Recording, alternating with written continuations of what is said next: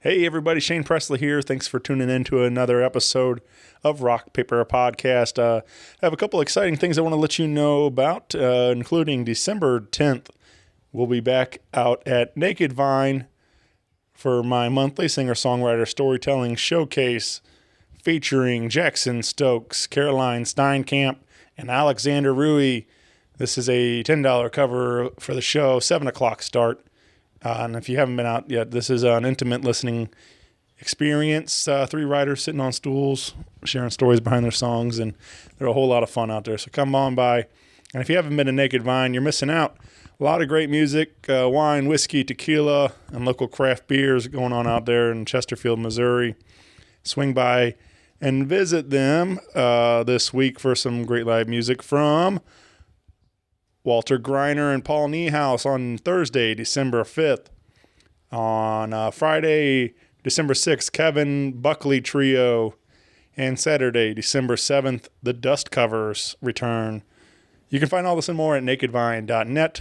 Be sure to follow along with them on Facebook, Twitter, and Instagram. And I'm very excited to introduce a brand new show sponsor. Today's episode brought to you by Roughneck Beard Company and American Rambler. Visit them in Maplewood, Missouri at 7282 Manchester Road, and swing by and visit them and grab some different beard oils or tattoo balm they make out there. They have this American Rambler has this product called junk powder, and I'll let you figure out what that's for. But really good stuff. You can visit them online at roughneckbeardcompany.com or americanrambler.com. And you can use my code RPP15 for exclusive 15% off any of your online purchases. So, yeah, be sure to check them out. Support local. They're doing wonderful things over there at Roughneck Beard Company. And they also located on Facebook and Instagram if you want to get involved socially. So, also want to say thank you to Heil Sound as I'm recording this intro today on my brand new Heil microphone. Been loving using this thing, and I think you should go visit them at heilsound.com and grab some new gear yourself.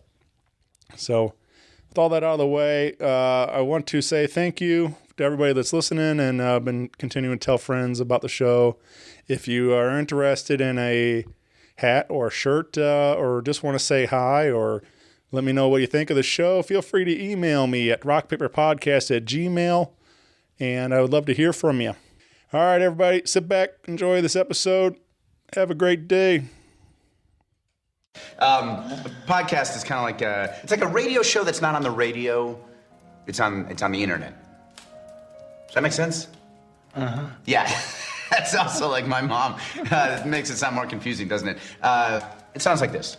This is Steven Woolley, and you're listening to Rock Paper Podcast. Rock Paper Podcast. This is beat paper, paper covers rock. Rock beats is a Shane covers non-stop. Never know what new kind of guest that he's got coming at you. Live and direct on the spot. Could be rock, folk, country, or hip-hop, jazz. All kind of folks that he has. Could be an artist or a comedian to make you laugh on the Rock Paper Podcast. double-decker fudge round, rolling round town. Shane coming at you live and direct from ground zero. He's your hero, he's your bestie. Rock Paper Podcast with Shane Presley.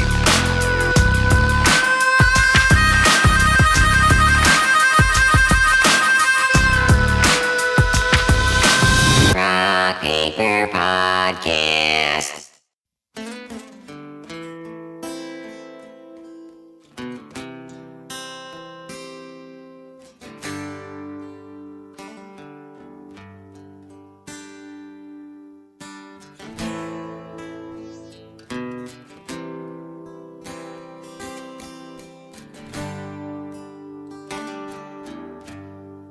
I belong here tonight,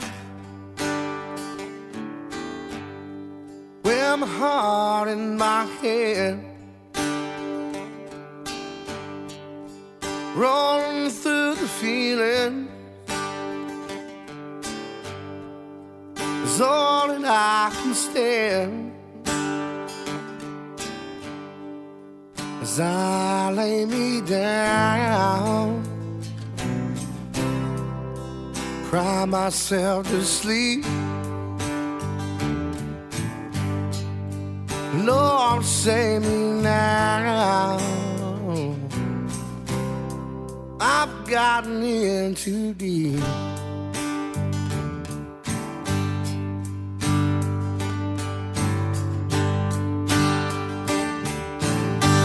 Cause you don't tell me you love me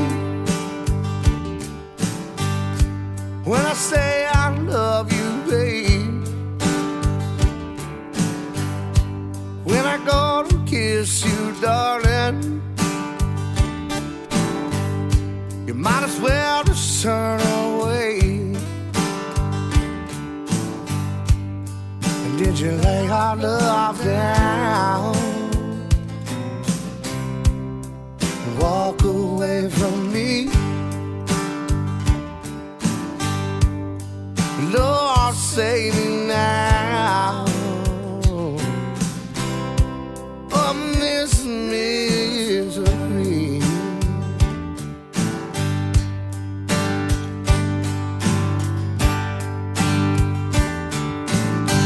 Do you still call out his name in the middle of the night? And all I want to do is hold you, just love and hold you tight. And did you lay our love down, walk away from me? Lord, save me now, oh, from this misery.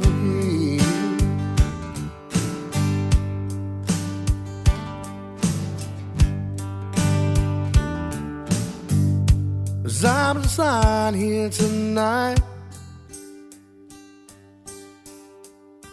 with my heart in my hands,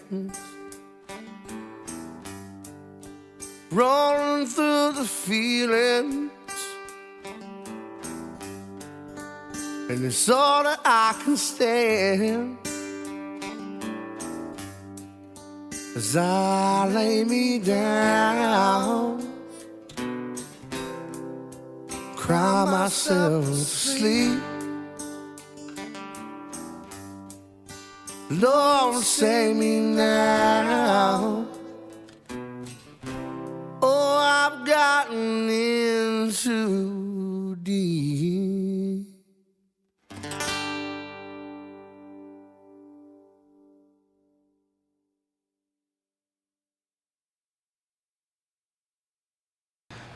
Hey everybody, Shane Presley here, Rock Paper Podcast, coming to you from St. Louis, Missouri, hanging out today with Steven Woolley. Welcome to the show, my friend. Well, thank you so much, good sir. Thank you for having me back on the show. Yeah, man. This I was just pulled that up while we were talking. It's been over 2 years since your last appearance on this show, so Yeah, it's crazy like to think right about. at. Yeah. So I'm glad to be back here catching up. We got a whole mess of stuff to talk about. Oh my God, yeah. A lot to catch up on. So, but yeah, man. First off, I want to say it's exciting that to see that I know I've been following you on your personal page and some of your journey, and you've been doing a lot for yourself and your health and everything. And yeah, because in order for me to keep doing this, right. I was like, I wasn't taking care of myself. Yeah. I was just, I was going go, and that was it. Yeah.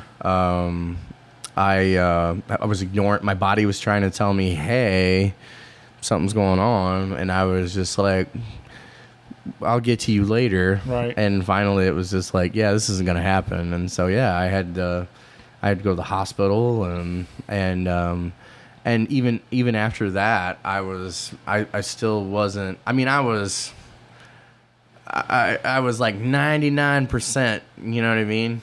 And And then you start slacking off again. And I was just like, finally, I just got to the point where I was like, look, bub, I know I'm not old by any sense. Like, I'm 39. Right. But I turned 40 in July, and I'm not going to do it well. And so I was just like, dude, you can't do this. And so yeah, I just stepped on the edge and I just jumped, and which turned out to be horrible, bad idea. It was just a bad idea. I my body just couldn't take it, and it's been a sojourn, to say the least, an odyssey. Yeah. But no, I feel good. I'm down almost 70 pounds. Yeah, man. It's huge. My health, doctor says that I'm doing really good. So yeah, I mean, I want to be able to keep doing these shows. So, yeah. I'm with you, man. Like I can relate a lot to what you were saying. Like there's times you get to just go and working so much. I mean, especially some of this lifestyle, these hours don't lend to eating necessarily the healthiest of meals, and no, and so you get stuck in a kind of a habit where you end up just, and it's easy. It's a slippery slope sometimes, and it can catch up to you, and then all of a sudden, like, you realize, like, you put on so much weight, and you're and then it's like, it's like, man, I got to do something. So I definitely feel that right now. I feel like I need to change my ways and make some changes. And man, I tell you what, you have such a the biggest thing is having that support group, which I know you do. And that was and mine as well, but a lot of times what I battled personally was depression. Yeah, and I didn't know I was depressed. Yeah, until I was like, oh man, I've been sitting here all day watching The Proposal 13 times in my bathrobe, eating a sleeve of saltines. It's. It is, like you said, and what I didn't realize is that I'd been through so like kind of like weightlifters, they'll lift 500, guys that bench 500 pounds can bench 200 pounds very easily. So 200 pounds is still a lot, but it's not 500 pounds. Mm-hmm. So whenever you've had 500 pounds of stress that you've put up with, so whenever you have 200 pounds, you don't notice it a lot. You're just like, oh, it's no big deal. But it's still stress, and it's still depression, and you're in it. You know what I mean? So it's it just sneaks up on you, and you're just like, oh man, I didn't even realize, and you can spiral. I mean, easily, and it has nothing to do with. It has nothing to do with what's going. It could just be boredom. Yeah. Just plain boredom, loneliness, things like, you can just be bored into depression. Yeah. I love the line from Wayne's World where he says, "I thought I had mono for a year one time. Turns out I was just really bored." Yeah. And that's I've been there. So yeah, it was. But at any rate, and guys like me, it's our job to walk into a room and make friends with people in 5 minutes. And so, I mean, we're always happy. I can remember, I was, I mean, not to be macabre, but I was on stage whenever I found out my dad had passed. I was in the middle of a show. Yeah. You know what I mean? We just kind of, I didn't make a big deal out of it. I didn't break down on stage. I did my job, and we finished up, and I left.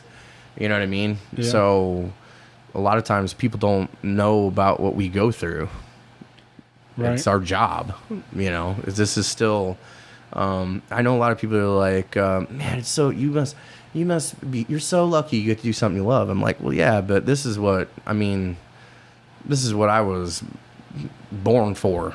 I love to entertain. I love to tell stories. I love to make people laugh. I love to watch people cry, which I've seen that happen before. And I love to tell my stories.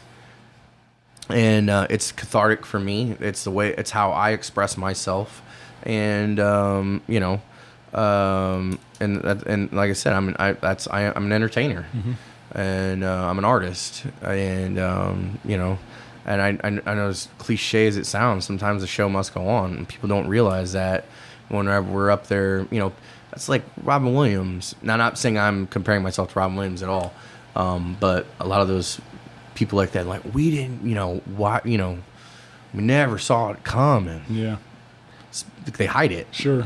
So yeah. I'm in a good place now. Yeah. Very, very positive. Like I said, if you followed any of the things that I'm doing, So I'm in the care of a physician. I'm good mentally. I'm good spiritually, physically. I'm taking care of myself. Like I said, not just for me. Like I said, for me, for my son, for my family, my friends. Like I said, I want to be able to continue doing this for some time. Yeah, man. And so yeah. Well, yeah, I'm happy for you, man. I'm glad it's all been working out, and thank you, brother. Things are getting back on track and everything. And I love the fact. How many shows have you done now? 760 something. So you're up in the high. Yeah. When we record, we're recording this one today. I think 763 is out there, so somewhere in that ballpark. Somewhere, yeah. So we can round up to almost 800 shows. Yeah, we're getting there. You haven't been doing this for very long. This June we celebrated 5 years of the show, so we're about 5.5 years now, and wow.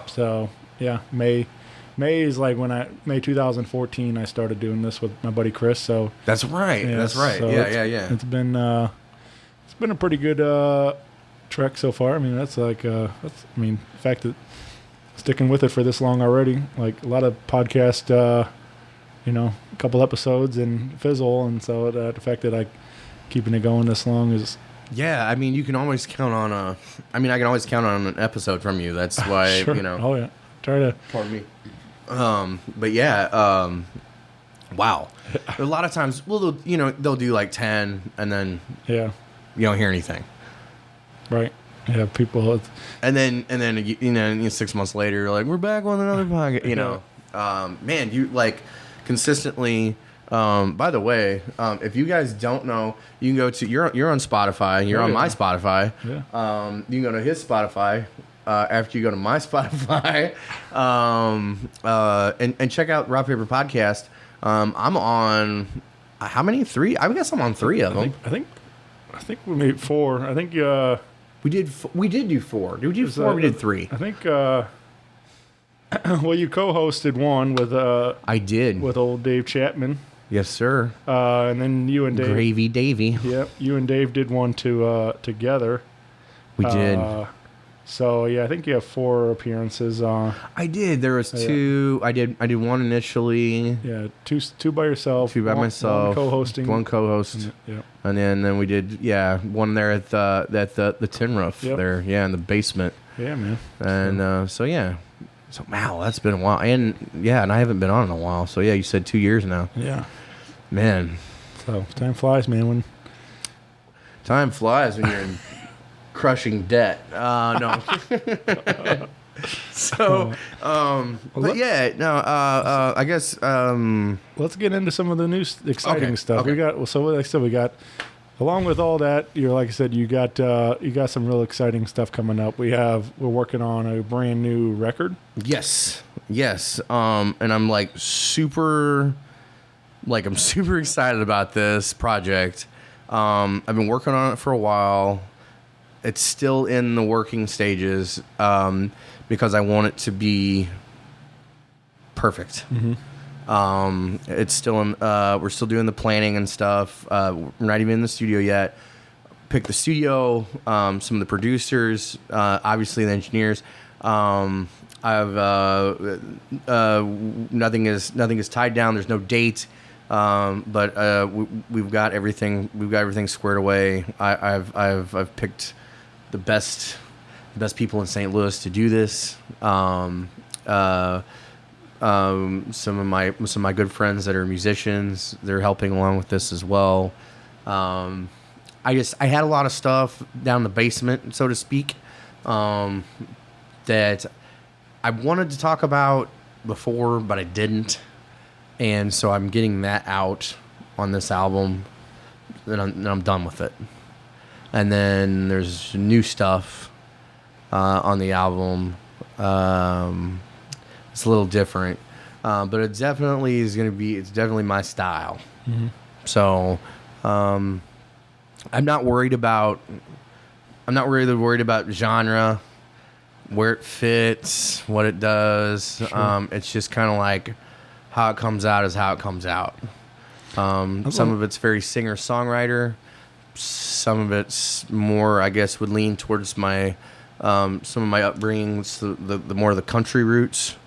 That's one of my favorite quotes. As you're saying that, like, Will Hoag's I'm a huge fan of his, and somebody asked him, Love like, Will Hoag. Yeah, well, somebody asked him, like, some of your stuff's rock, some of it's country, like stuff, like, what do you guys call this? He's like, we just play Will Hoag music, and he's like, and I was like, I love that, man. Like, everybody tries to put it in a box. It don't have to be in any certain genre, whatever. Just play Steven Woolley music, right? And that's what I'm trying to do. Before I really was trying to find, kind of pigeonhole it, and be like, what I need to be. I have so many different influences, right? I play with so many different wonderful artists that from so many different backgrounds. My dad was, who was a huge influence on me. My dad was a 70s country and western, 70s, early 80s country and western. He was a big fan of Merle Haggard and George Jones and Vern Gosdin, and those guys were huge influences. But he also was, on the same token, he loves, Ray Charles, and he loved Stevie Ray Vaughan, and he loved the Eagles, and he, the Doobie Brothers, and he listened to all kinds of different stuff. And maybe that's how we went in church and gospel music and bluegrass and all these things, and I can't get it out of my head. Right. And so when things come out, that's how I feel. That's just how it comes out. And so I've just kind of accepted it and rolled with it. No one goes, well, you can't do that. Right. No one's like going on, no one's asking me to, like, well, you can't have none of that on our stage or anything like that. And so I don't want to say I've gotten crotchety. I've just gotten to the point where I don't care. Sure. I play whatever I'm going to play, and that's it. Yeah. If you don't like it, there's somebody else down the road that'll that will. Yeah. And I like it, and I still do the covers, and things like that. Covers pay the bills. But I love peppering in these tunes and telling these stories and talking to people about them. And I'm looking forward to it. So you said you kind of like, some of these are kind of, you said you're kind of digging out of the basement there. I guess. Yeah. I'm guessing there's going to be some pretty raw emotional stuff. Pretty there. Raw. Yeah. Yeah. I mean, real raw. Yeah. A good way to. I played some stuff, and whenever my brother starts tearing up and he goes and grabs a whiskey bottle, that's pretty much my go-to sign for. Because he's not a man to be moved. You know what I mean? Yeah. Is that good? Is that therapeutic for you? I guess in a sense, all right. Yeah, it does. But people don't realize, we're not holding on to stuff. We're just when you play those songs, every time you play those songs, you you relive that moment. Yeah, it's kind of, somebody said something one time. I remember somebody said something like, it's like picking a scab. You know, it's like, oh, It is. Yep, that still hurts. Like, you know, it's like, Yeah, but you can either let it define you, or you can take your strengths and exploit them. I don't know how to. You can either let it. Yeah, you can either let that hurt define you, or you can define it and maybe help somebody else. Right. That's, you know, because no matter how you paint the picture, we've all been through similar circumstances. It's life, is what it is, and that's all it is. that's one of my favorite things. Like as a fan of music, like when a writer has a song and it may not exactly be, 100% my story, but like when they tell it and I'm like, man, I've been there, I've done that. Like, it's Yeah, like, I mean, you can relate. Yeah, it's so- it's being related. I remember I had a friend of mine who was like, man, you're so funny. He's like, write some funny songs, and I just I'm not. Yeah. I'm not Rodney Carrington. Sure. I'm not. We- As much as I do, and I'm not a comedian. yeah. I tell jokes. I'm not a comedian. I have such a. That's why I have a guitar. I hide behind a guitar. Comedians are up there and they have a microphone and that's it. And I completely respect them. They're brave. I hide behind instrumentation and I hide behind instrumentation and my voice and lyrics and things. You know what I mean? I can sing other people's songs. They're covers. You can't tell other people's jokes. Right. You know what I mean? So that's awesome. That's awesome. I've never been, like I said, we're talking about Essig, Jeremy, one of my favorite comedians here in St. Louis. He's invited me to come out to the open mics before, and I'm just like, nope. nuh-uh. That's for you guys. That's totally for no. Not that I like. It's never been one of those things like where I see him and I'm like, yeah, I think I could do that. But I would like to try it like sometime. I think maybe just like not to appreciate it. Maybe. Yeah. I Well, guess. like I think maybe not necessarily open mic doing comedy, but like I definitely would like to go do like like take an improv class and that kind of stuff. Anything like yeah. Because I feel like something like that, like it's still it's a form of comedy and You're performing. not yes-anding. Right. You know? Yeah. But I think like something like that, like an improv class would help me as a host for this show too, just to like be able to riff and roll with different ideas and different things. But so I feel like it would just be like another tool in the belt type of thing, so. Anything like that just self growth. Yeah, totally. As far as like being doing stand up, I don't know if I could.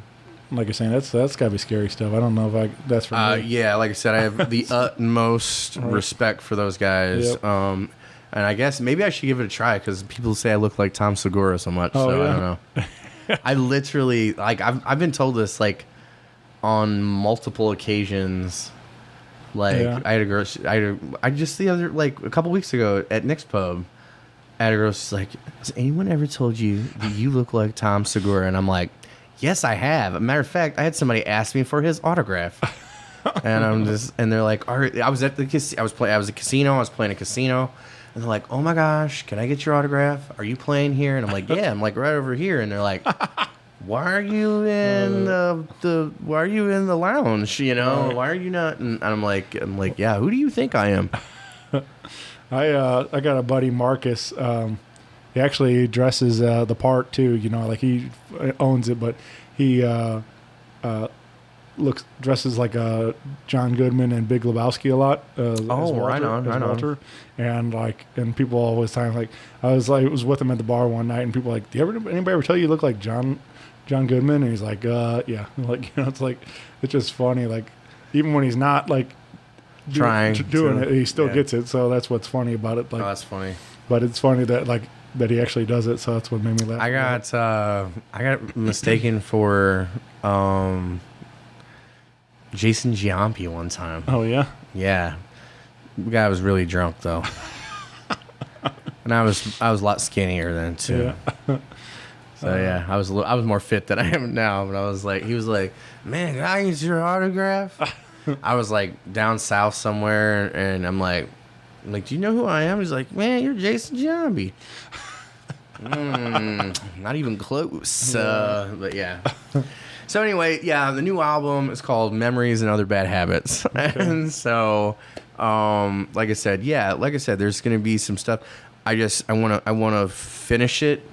There's stuff that I've wrote about that I didn't put on because I thought no, and then I want to get it out and just be done with it basically. Right. It's nothing, it's nothing telling. It's just stuff that, like I said, it's just stuff that I've just never have got to get out, at least not got to express, Sure. And, so yeah, I'm going to get it out. And like, not all of it's sad, Right. I know that someone was like, man, you have a lot of sad songs. I'm like, well, I've had a lot of bad crap happen to me, and so I've wrote some songs about them. Yeah, and it's not so much even bad. It's just life. Right. And so whenever when stuff happens, that's what you do. You just like, hey, this is how I feel. Mm-hmm. That's it. So Memories and Other Bad Habits. Look for it's going to be coming out. There'll be singles and things like that coming out.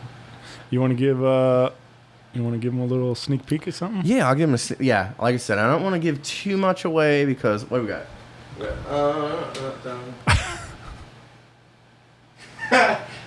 He said, Derek Quigley, I legit thought you landed Tom Segura on your show for a minute. You got to shave your head. I think he's pretty much bald now. Yeah, he's pretty much bald. Yeah. So yeah, we'll do a little bit of do a little something here. Do a little something. Just hanging out in Tom Segura's kitchen. Bert Kreischer's coming by later. Yeah.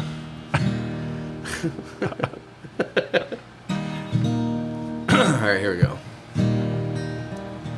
She got up from the table and told me it was over. Walked out the front door, never looking over her shoulder. I hit my knees and thought I could end it all tonight. I grabbed a picture of my little boy and sang him a lullaby. And I sang, pick me up, daddy, and hold me tight. Give me kisses and sing me goodnight. I hung that picture back and said, I'll be alright. Just one more time, the music saved my life.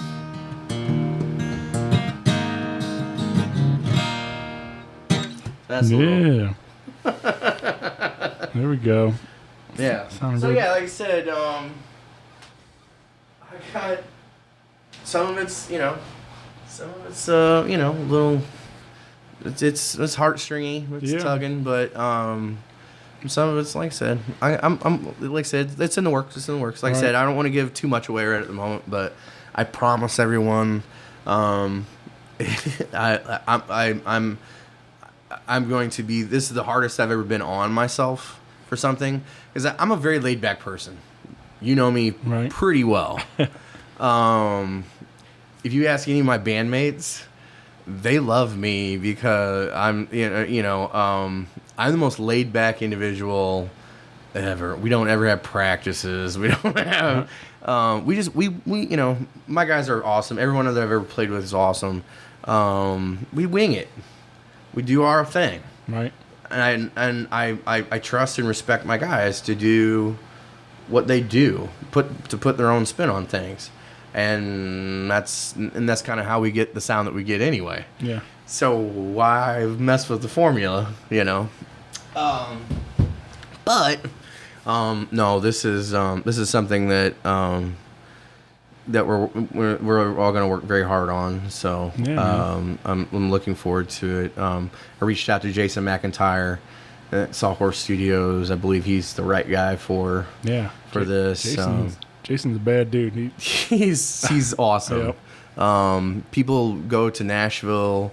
People go to all these different places, New York, LA to record.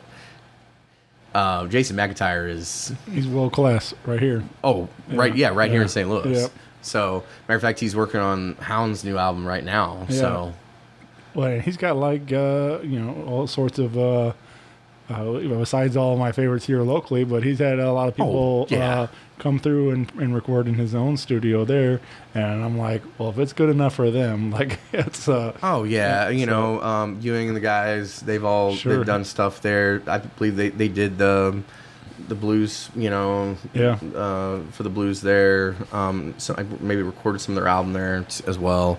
I got to do a podcast with him not too long ago over there, and had a lot of fun getting to hang with him and just getting to share some of his story. He's a great guy. Yep. He's a great guy. Super professional. Yep. And just, I don't know how to explain. Super humble. Yeah. It's sometimes in this business, it's hard to find people like they could be the best, but their attitude. I guess I mean their soul is not. Sure.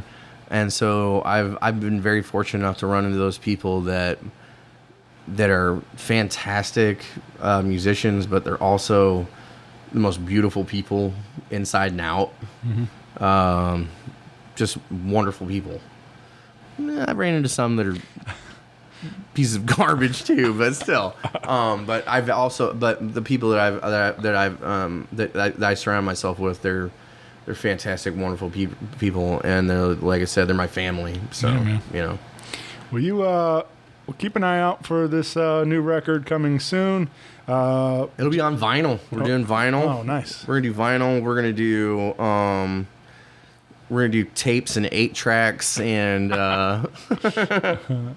I was just thinking about that. My first album that I did with my family was on tape. Oh, wow. CD was it was an option, but people still didn't. Sure. It was CDs were still like $25-$30. CD players were super expensive. Yeah. Laserdisc was still an option. So. Well, you can catch. Steven coming to a town near you, hopefully. Yes. He said, so if you're watching this we have a Facebook Live feed going. Yeah. Hi, everyone. And if you're watching this right now, you can catch Steven this evening in Festus. I'll be in Festus, Missouri tonight at Taytro's. You know me. I love. It's a great place. It's a great family. They got a nice stage and everything set up for everybody. And their patrons too, by the way, are fantastic. It's not. I love playing places where if it's a live music place, they actually have accommodations for live music, not just like we set you up over here next to this soda fountain or by the bathroom. I've literally played next to the bathroom in places. Yeah. They're like, well, this is where we have people sit. And I'm like, great. So I get that awkward stare every time someone has to go to the John. Right. And it's not just guys, it's girls. And they don't want to look at you while they're going, they're like, oh, I'm going to the bathroom. No one makes eye contact with you. No one cares. They're running past you because they're just like, I'm uncomfortable with you staring at me walking into this room knowing what I'm going to do. It's horrible. But no, they have I love places that not only one have accommodations for the musicians if they say they're a live music venue. Two, that the people that are there understand that it's a live music venue and they appreciate it. Right. Instead of like, why are you here ruining my dinner? I'm trying, you know what I mean? I'm like, you came to a place that has live music. Yeah. I'm sorry. You know, they look offended sometimes. And then, but yeah, no, they're a great place, and they got great food. They got they're like they have a Southern Cajun kind of thing going on. I tell you what, they rival some of the other Cajun cuisine places in town. Okay. So they got good stuff. Yeah. They got good stuff. I'm not gonna lie. They have a barbecue shrimp sauce. It's a sauce, and you take the bread, you dip it, and yeah. You see how excited I'm getting. I'm not lying about this stuff. It's good stuff. No one paid me to do this. They gave me free food.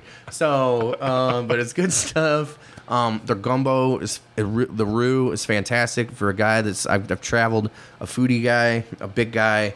You know me. When I say something's good, it's good. They're great.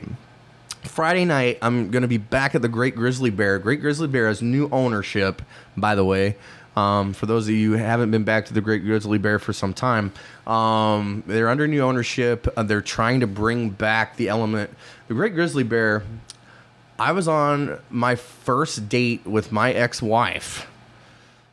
Holy crap, almost 20 years ago. Good, at least 18 years ago. Yeah. That was like one of the first places we went. It was Grizzly Bear. Okay. We went to Oyster Bar first. Yeah. And we ended up at the Grizzly Bear. Yeah. And but I remember they used to have they always have live music. They'd always have who was that? Maybe Campanella, I think, was probably playing, or somebody. Yeah. Barnett, Billy Barnett and Tony Campanella. Somebody was playing. A blues type band was always playing there, and they're trying to kind of bring that environment back. Man, that place was a party place, and so they're trying to bring that groove back. So nice. That was I don't know how old are you? 34. You're not too bad. You're not too far behind. I never went to. I don't think I've ever been to Great Grizzly Bear though, but. No, it's cool. Yeah. It's a cool joint. It really is. It's a cool joint. Yeah. And then so I'm there Friday. Saturday night I will be in Herman, Missouri, making a little jaunt. I'll be out in Herman at the 1837 Cellar Bar. That's a cool place too. If you ever get there, the whole town's are you cool. German? Are you? Nah. My mother's side's like Irish history. Laughlin's are right on. My mother's maiden name, and I don't know. I think Presley's like European something. Yeah, but pasty white. We're white. Yeah. But anyway, it's really cool. Like if you kind of, it's not. I'm trying to. But like Inglourious Bastards, when they go down into like the cellar bar, the Ratskeller, there, it's kind of has that feel. Like it's very authentic. So you kind of like, ooh, I just took a trip, and so it's a cool place. So I'll be there. I got married out there in Herman at the wedding chapel. It's a really cool town out there, and oh yeah, very much so. Yeah, I like it. And the Worst House, they got some good food over there too, and there's a lot of neat spots over there. But yeah, check out the bar for sure. Yeah. It's a cool place. I'm trying to think what we got going on. I'll be at Fernway out there in December. I'm doing the Sample St. Charles next Thursday, the 5th. Yeah. The Sample St. Charles, that'll be at the Arts Foundry. Be at Nick's Pub. Sure. There's so much. You go to StevenWooleyMusic.com. There it is. StevenWooleyMusic.com. That's Steven, Steven. I'm not a Stefan. It's not Tom Segura. Steven Woolley, WOOLLEY, music.com. If you go to that, it has all the listings. Follow me on Facebook, Instagram, Twitter, Grindr. No, I'm kidding. We do have a couple of big ones coming up. Excuse me, December 27th. Are coming up, making your way out to Columbia, Missouri. That'll be my first time there. Yeah. Actually, I'm going to my maiden voyage to NashVegas. Yeah, man. NashVegas honky tonk there in Columbia, Missouri. I'm going to do a little honky tonking out there. That's some of that. That's anyone that knows my set knows that I incorporate my roots again. So yeah, that stuff like that show will be a fun show. Yeah. I get to show off kind of like some of the older, I'll do some like older covers and things like that, and my Merle Haggards and things of that nature. And then we got beer drinking, whiskey drinking tunes. Yeah, you holler, I'll holler, you swaller. Well, and then New Year's Eve, I'll be back in my hometown, Sullivan, Missouri. We're playing at Boomers Bar and Grill there, the Sports Bar and Grill. It's 555 Walmart Drive there in Sullivan, and I'll have the band with me that night. So, and then we got other stuff going on too, but we got one little off too. We can talk, if you want to talk about it, we'll talk about it. If you don't want to talk about I'll talk about it. I'm excited about it. I am too. February 11th, out at Naked Vine, you'll be a part of my singer-songwriter storytelling showcase I've been putting together out there, which Excited. Those have been going really, really well. We as I get to like bring 3 different writers out each month and showcase what they got going on. So I think it'd be for a guy like you, who people may have seen, in different bars doing cover stuff. Like, now they can come out and see you do all your originals and hear the stories behind originals, them. Stories behind them. Yeah. I promise you, they're great. Yeah. Personally, I'm really good. I love doing the stories, the storytellers. Yeah. I think that is one of the greatest things. Hearing sometimes the story is better than the song. Sure. Honestly. Yeah. I'm a huge fan of this. Huge format. fan of it. Yeah. It's a great format. I've done one before and we had so much fun.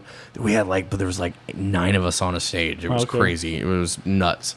But super fun. And if you haven't been out to Naked Vine, it's another that's another cool place. Hidden gem out there in Chesterfield for your wine, whiskey, tequila, and local craft beers and stuff. So don't miss that show, February 11th. So it's gonna be a fun one. Oh yeah, and even bigger than all this stuff, maybe scale wise at least. Not important. I mean, it's still important, but It's totally important. Yeah, but you are going. You're heading international next after that, huh? Yeah, that's the plan. Right. Unless something just astronomically whatever. I never make promises, but yeah, unless something just happens. Yes, I'm going to go to England. We have Liverpool, Manchester, Leeds, London, Bradford on Avon, and which is in Wiltshire. Those we got some shows coming up. I say we. It's going to be me. A lot of people are like, wow, let's go. It's nothing glamorous. I won't be sleeping under a bridge. I'll be close to the bridge, but I won't be sleeping under it.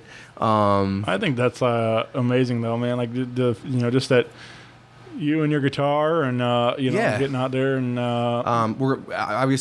this will be after it'll probably be in September is what we're shooting for. So far the dates, because everybody's different. It's all different booking people. Everything is different. All the contacts are all separate places, all separate everything. And so basically what it boils down to is I've asked people to do things. I've asked agents before and things like that, and it's never come about. So I finally just said, you know what, I'll do it myself. Yeah. And I did. So everything's kind of coming together, and I think the way it's going to work is going to be in September. There'll be some there's a warehouse show in Liverpool, which I think is gonna be really cool. They actually do like a country night, which features American food, and there's like pictures like hot dogs and hamburgers, and they call it American food.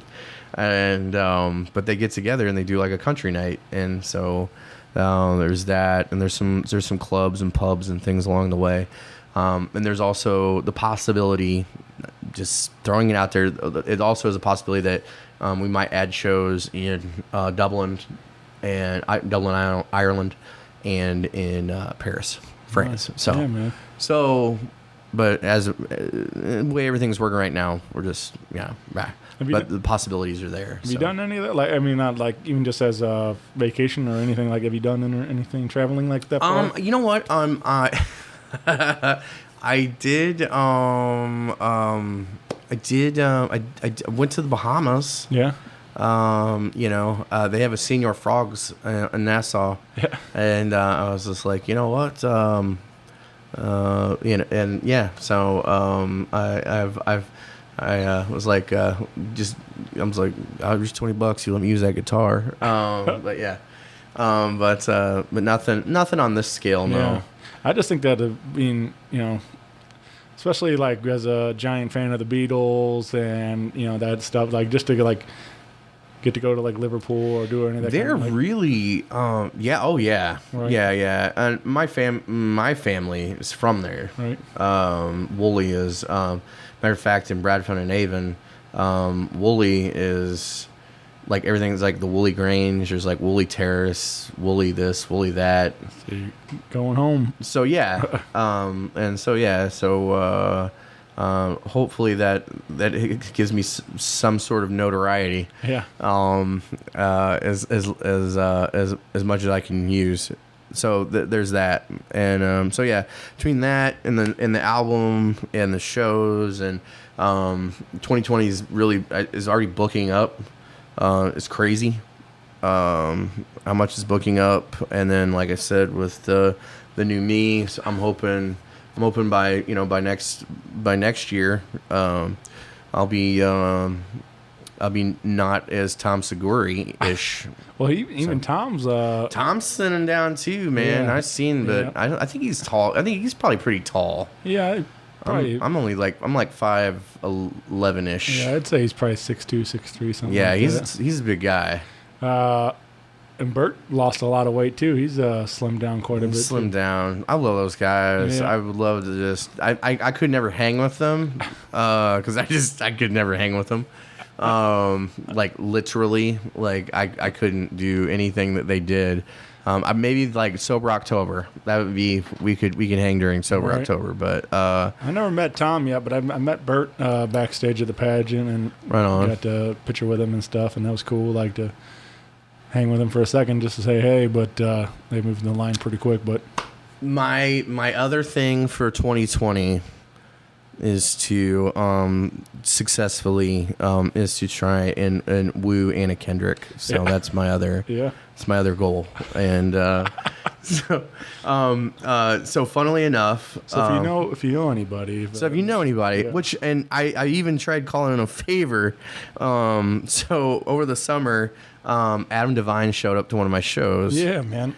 And he's like, I came to see, and he did. We hung out after the show, and he's like, I came to see you, man. He's like, I heard all about you, and he was like, I'll use a lot of expletives, but he was impressed, and his now fiance now, Chloe Bridges from Pretty Little Liars was with him as well, and that is one of the most gorgeous women I've ever seen in my life. And she is so nice. She could have been on her phone, like, when are we gonna leave, or something like that. She was right there. She was just like, hey, that's, and I'm like, wow, this is like one of the sweetest, nicest people. Adam Devine was really cool, sweet, just regular old, Yeah. very drunk. But he was with his mom and dad was with him, and they like really nice people. And but yeah, I tried putting in I was like, hey man, I know that you've done a few movies with this girl, and I know that you're getting married. I will play your reception for free. Right. If you can somehow manage for me and her to be each other's plus ones. So, and if you don't, some people, and so yeah, she's, I don't know why I do. I have a slightly unhealthy obsession. I'm just like, people are like I've never seen Pitch Perfect, never seen any of those movies or anything like that, until now. Like, I was like, I didn't even know about these movies, and I was like, they're pretty good. They're all right. They're not bad. And I didn't, because I know Adam Devine from Workaholics and Adam Devine's House Party and Stand Up and the work he, the troupe, him and Blaine and and Durs and doing the the stand up troupe and Game Over Man. And Game Over Man's so funny. Oh my God, it's so over the top and I love it. So I love that stuff. Right. I didn't know about all this rom-com stuff, which he does fantastic at. Yeah. And if you've He's never also in Modern Family and like he he does a lot of things like he is. It's weird because like Righteous Gemstones are fantastic, by the way. If you've never seen that, it's a show on HBO. Yeah, I don't have HBO, so I haven't got him, Danny McBride, and John Goodman. Yeah. Hilarious. Yeah, I saw the cast. And I'm like, I probably would love this, but I don't have HBO, so I haven't been able to watch it yet. But he it's funny because like I think he was on a podcast talking about that, how like people it's interesting where the people know him from. That's I'd like to find out, like, because he says like he has like little girls that love him because he was in Pitch Perfect. he was a boomer. And then he has guys that love him because of Workaholics or whatever and stuff. So it's like it's just funny where who's watching his I stuff. geeked hard when he walked in. And he shouldn't have been wearing the hat that he was wearing, because I follow him on Instagram. And so he was like, he had his Shark Week hat on because he was doing a Shark Week promo. So he's got his Shark Week hat on, and I'm like, I just saw him in that hat. I'm like, I immediately recognized him, and I'm on like this little stage, and I'm like, I immediately like squeal like a little girl, and I'm just like, it's Adam Devine. Yeah. I'm like, it's Adam DeMant. That's who, and no one recognized him for like the longest time. And so yeah, it was funny, and I'm like, and he's like looking at, he knows that I recognize him. And he's like, is he gonna rat me out to the whole place? Is he gonna do it? And I'm like, yes, I am. And I'm like, Adam, you wanna, come up here, do a little number? And he's like, I don't. And he was really gracious about it. I'm like, hey man, and later I was like, hey, I didn't mean to put you on the spot like that. And he's like, oh no. He's like, he goes, honestly, we asked around. He goes, some people said that you were really awesome. He goes, we checked you out. He's like, you are. That's why we're here. He goes, I just didn't want to take away from that. And he was really nice about it. He goes, and he goes, and I'm really drunk. and so, but yeah, he was really funny about it. And nice. We had a good time. We literally just sat there and hung out and talked about just nothing. Right. Just hung out. Just bullshitted. That was it for like 2 hours. Yeah. And like I said, and everyone was just really chill and really nice. And he just sat there, and every now and again they'd have to turn around and take a picture with somebody or whatever. But yeah, it was cool. So yeah, yes. But Adam hasn't confirmed whether or not I will be playing the reception or not, and whether or not just going to the or just going. Because I told him like, so we're best friends now, right? So at any rate, yeah, that was cool for the summer. So nice, man. So yeah, very cool. Well, man, this has been awesome. I'm glad we did this. Me too, brother. It's been too long. And usually that's kind of how this goes with us. Anytime we want to hang out, we got to like plan shows together. That's like me and Ewing. We did like an impromptu duo show at Taytro's like just a couple weeks ago. Right. And on the 15th. And he called me up. He's like, man, I don't want to sit at home. He's like, I don't have nothing going on. I don't want to sit at home. I'm like, man, I'll see what I can do, you know. And he's like, I don't even care. And so, but yeah, that's how a lot of times whenever me and him want to hang out, right, we book a show together. That's the only way that we, you know. And that's and same thing with us, you know. Sometimes the only way me and you get to hang out is if, like, hey. And I've been kind of off radar, just, you know, me moving back to St. Louis here just last month, you know. I was like, this is like one of the things on my checklist. I'm like, I'm moving back to St. Louis. I need to get talk to Shane. And so every now and then I catch you at a show or something. I, you know, drop in on one of your gigs and man, you're so busy. You're all over the place. Yeah, I like to party. Oh yeah, I know. Yeah, it's like but I between comedy shows and rock shows and try to juggle it all.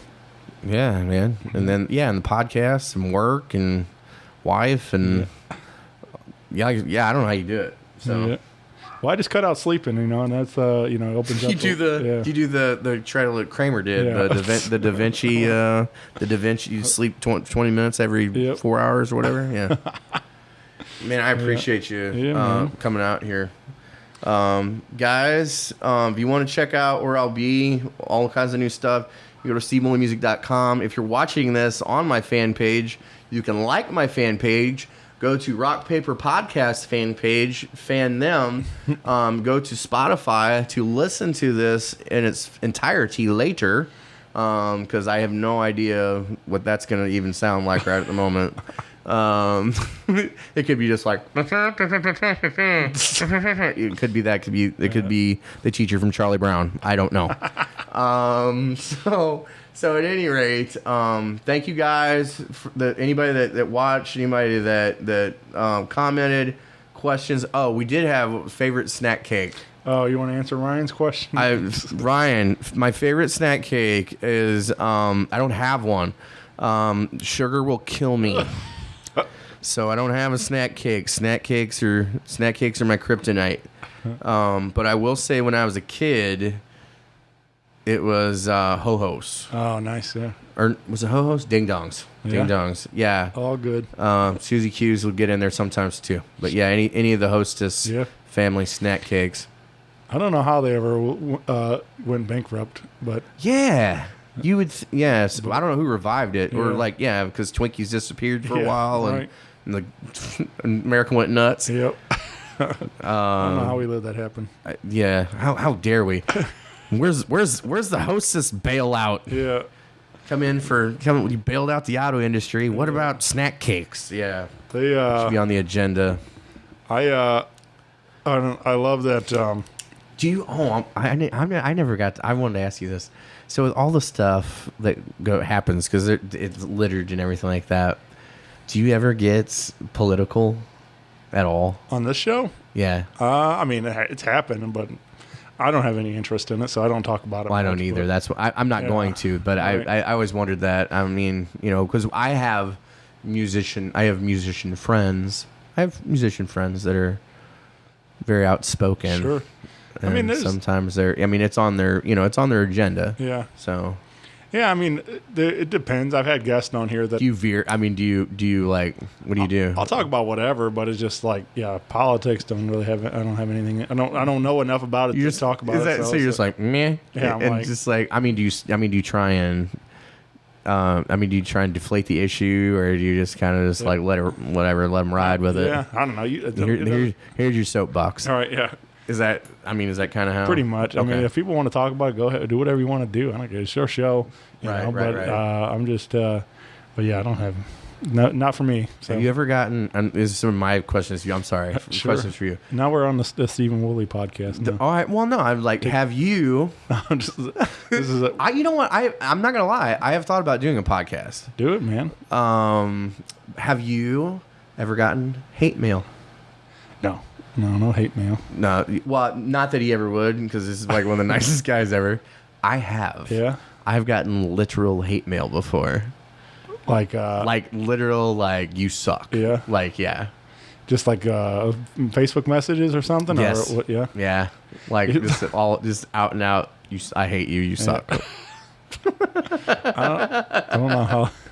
Not, and I'm like, because I'm like, personally? I'm like, I could see it maybe personally. I'm like, did I say something to you like at one point in time?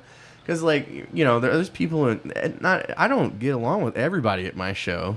I mean, there's a good chance that I'm, you know, not going to like everyone at my show, especially somebody that, all right, pet peeve of mine, and this is just for everybody.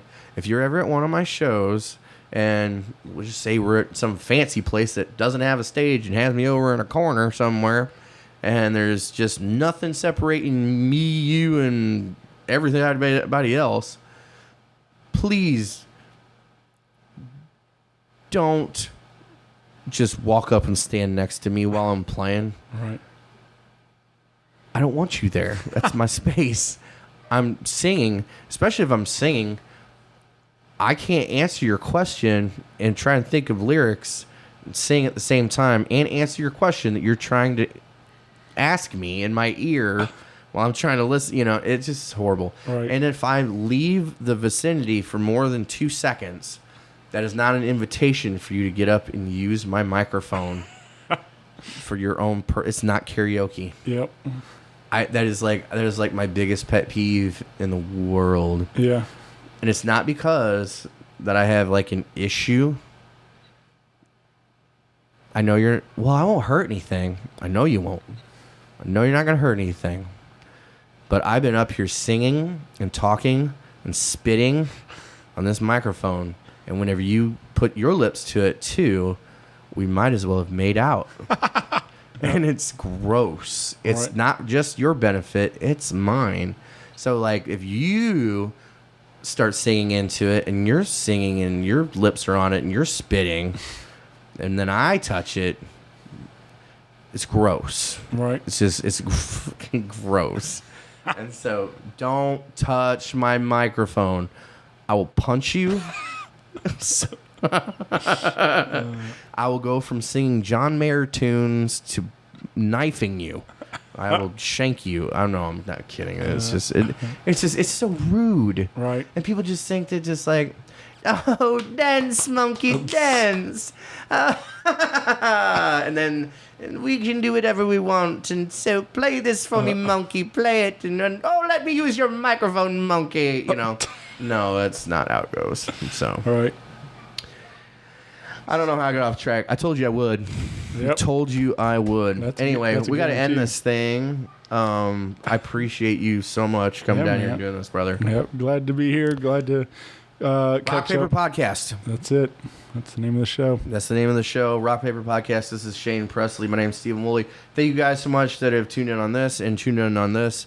Are you Spotify, iTunes, all that good stuff? Mm-hmm. Google Play, Stitcher, wherever you find All digital podcasting. medias. Yep. So yeah, you'll find Rock Paper Podcast on all your digital medias. You'll also find my current album, Outside of My Head, and one of my gospel projects, Upper Room Sessions as well. You can also find Steven Woolley in the Groove live on Spotify and all those digital medias as well. So if you go to my Spotify, I got a link over to it as well. So There it is. appreciate you guys so much. Yep. All right, buddy. Well, thank you. Thank you guys. Night. Bye, everybody. Rock Paper Podcast. Rock Paper Podcast. Rock Paper Podcast. Rock Paper Podcast. Well, yeah, that was it.